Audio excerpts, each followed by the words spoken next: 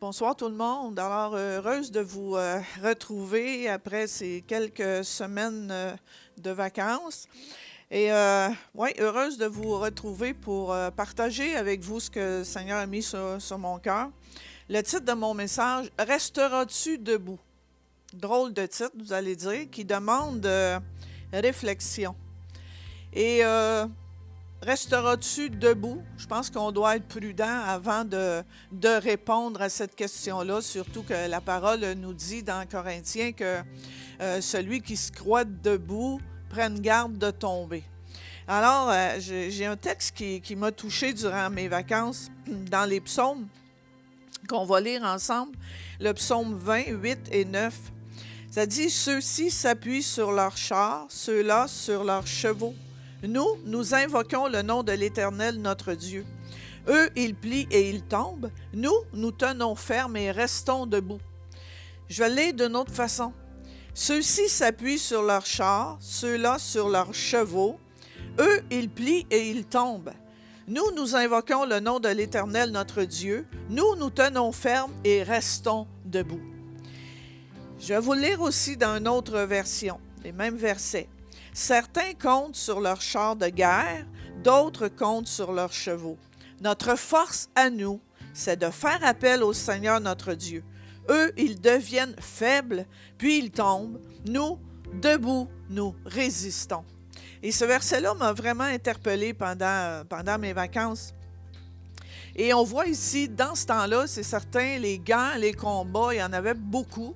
Et ça se faisait avec des chars de guerre, souvent, puis avec des chevaux, puis des grandes armées. Puis David, qui écrit ce psaume-là, lui était familier avec ce genre de guerre-là. Il a eu affaire souvent à des combats, à faire face aux Philistins en particulier. Et il a souvent fait affaire, faire face plutôt à des combats où est-ce que dans le naturel, on pourrait dire, il était perdant. Il partait perdant. Mais on va lire dans 1 Samuel 17, les versets 45 à 47. C'est l'histoire de David et Goliath. Je pense que tout le monde connaît cette histoire-là. David dit aux Philistins, « Tu marches contre moi avec l'épée, la lance et le javelot. Et moi, je marche contre toi au nom de l'Éternel des armées, du Dieu de l'armée d'Israël que tu as insulté. Aujourd'hui, l'Éternel te livrera entre mes mains. Je t'abattrai et je te couperai la tête. Aujourd'hui, je donnerai les cadavres du camp des Philistins aux oiseaux du ciel et aux animaux de la terre. Et toute la terre saura qu'Israël a un Dieu. Et toute cette multitude saura que ce n'est ni par l'épée, ni par la lance que l'Éternel sauve, car la victoire appartient à l'Éternel et il vous livre entre nos mains. » Alors déjà, en partant ici, là, David, la Bible nous dit, c'était un jeune garçon qui faisait face à un géant. Alors, déjà là, le géant Goliath n'aurait même pas dû avoir besoin d'armes pour combattre David. Mais, en plus de sa grandeur, c'est un géant, mais en plus de ça, il y avait des armes, ça nous dit, il y avait une épée, une lance et un javelot. Et il s'est appuyé sur ça. Il s'est dit, ben oui, moi je suis grand. Il méprisait David. Alors, il s'est appuyé sur sa grandeur, sur sa force, sur ses armes, puis tout ça. Mais David, lui, qu'est-ce qu'il a fait? Il a fait appel à Dieu. Il a fait appel au Seigneur. Il a tenu ferme. Il est resté debout et il a vaincu le géant Goliath.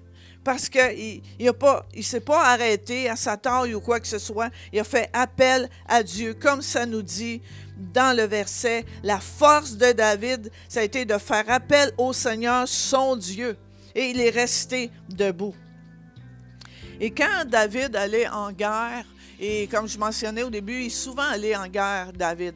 Et en particulier, je pense contre les Philistins, souvent on voit ça. Bien, il prenait le temps de consulter l'Éternel. Et entre autres, dans un verset que j'ai pris, j'aurais pu prendre plusieurs exemples, mais comme vous savez, c'est un co-partage et non un message. Alors, dans 2 Samuel 5, ça nous dit, David consulta l'Éternel. Et l'Éternel dit, tu ne monteras pas. Tourne-les par derrière et tu arriveras sur eux vis-à-vis des mûriers. Quand tu entendras un bruit de pas dans les cimes des mûriers, alors hâte-toi, car c'est l'Éternel qui marche devant toi pour battre l'armée des Philistins. David fit ce que l'Éternel lui avait ordonné et il battit les Philistins depuis Géba jusqu'à Gézer. Encore une fois, on voit ici David qui a fait appel à Dieu. Il a fait appel à l'Éternel et il a battu les Philistins. Il ne s'est pas appuyé, il n'a pas compté sur ses propres forces à lui.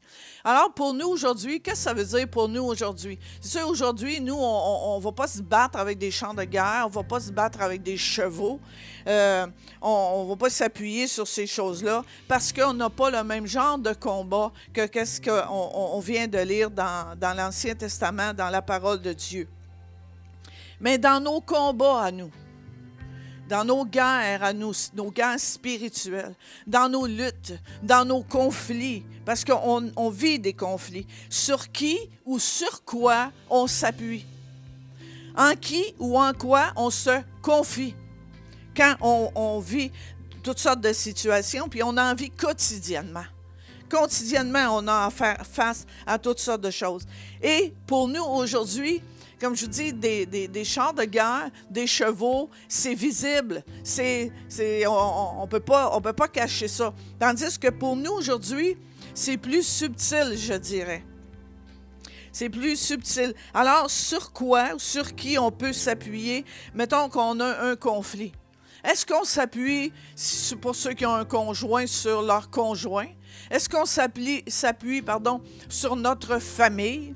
Est-ce qu'on s'appuie sur nos succès passés?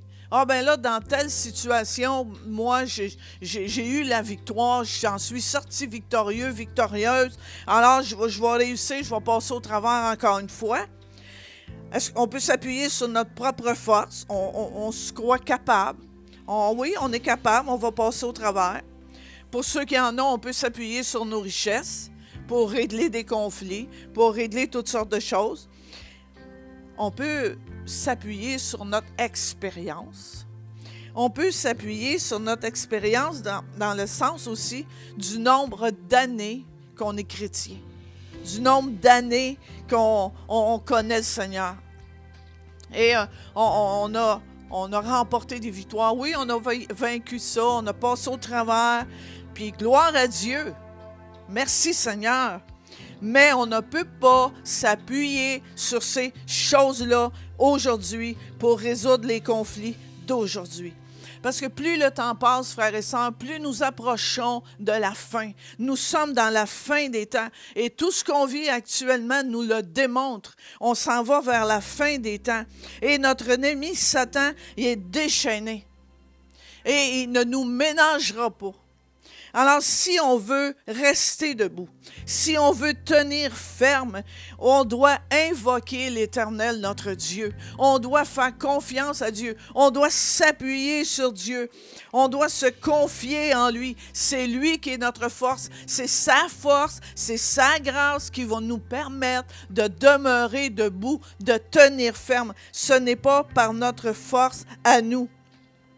Vous savez, c'est sa grâce qui va nous permettre, la grâce de Dieu, qui va nous permettre de résister à tout ce que Satan va mettre devant nous pour nous faire tomber. Tout ce que Satan va mettre devant nous pour nous faire perdre la foi. Il veut attaquer notre foi dans les temps que nous vivons. Alors, c'est tellement, mais tellement important, frères et sœurs, qu'on invoque, comme les versets que je partageais au début, nous invoquons le nom de l'Éternel, notre Dieu. Nous tenons ferme et restons debout. C'est lui, c'est sa force qui va nous permettre de rester debout, de tenir ferme. Et dans l'autre version, notre force à nous, c'est de faire appel au Seigneur, notre Dieu. Nous, debout, nous résistons. Mais ce n'est pas par nos forces. ce n'est pas par nos connaissances, ce n'est pas par notre expérience, ce n'est pas par rien de ça, et ce n'est pas quelqu'un que même qu'on apprécie, quelqu'un qui est près de nous, qui va nous comment je dirais, nous faire passer au travers. C'est notre expérience, c'est nous avec le Seigneur, c'est notre relation avec Dieu. Et comme je le répète, dans les temps que nous vivons, si nous ne demeurons pas accrochés au Seigneur fermement, on ne pourra pas passer au travers. Les temps qui s'en viennent ne seront pas plus faciles, frères et sœurs. Mais avec Dieu, Dieu, il dit que nous sommes plus que vainqueurs. Il dit qu'il nous fait triompher. Alors oui, c'est pas décourageant, là. Je ne veux pas vous décourager avec mon message, au contraire, mais je veux vous sensibiliser, par exemple, d'avoir vos yeux fixés au bon endroit, de mettre le focus au bon endroit, afin de résister à l'ennemi et de demeurer debout. Alors, resteras-tu debout? Ça dépend de ce que tu vas choisir. Ça dépend sur quoi tu vas t'appuyer. Ça dépend en qui tu vas mettre ta confiance.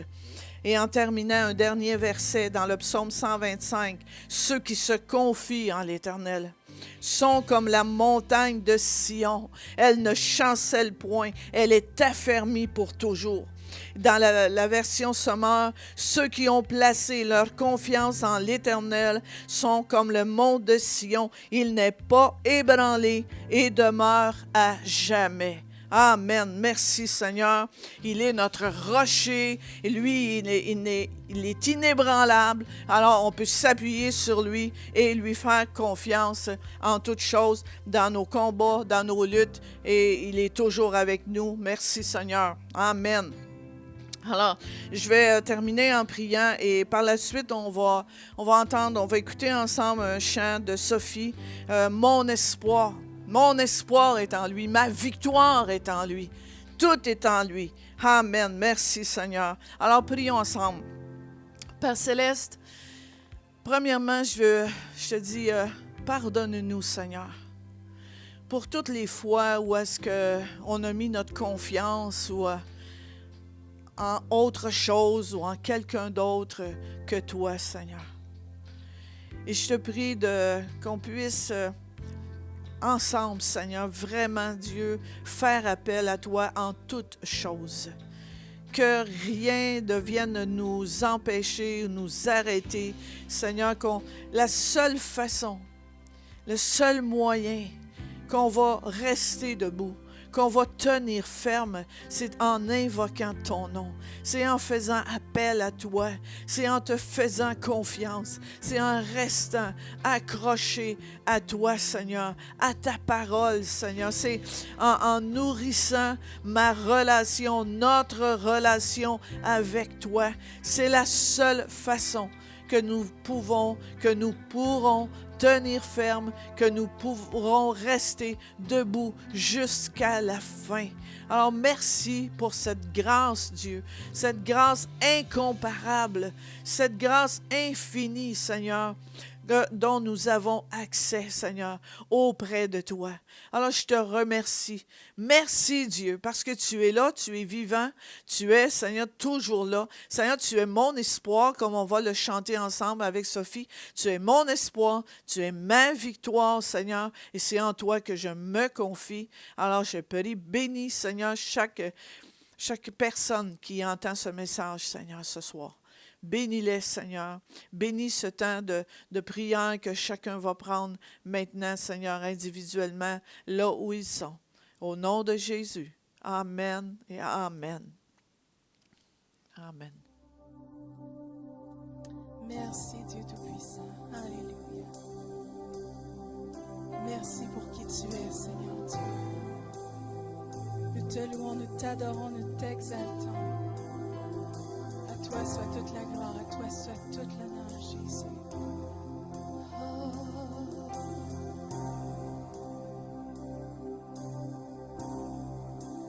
Toi, ma lumière, et de mon Toi seul me sauve. Toujours tu es là. Toi ma lumière, paix de mon âme. Toi seul me sauve. Toujours tu es là, car tu es mon espoir, est en toi ma victoire, est en toi à chaque instant, je peux m'attendre.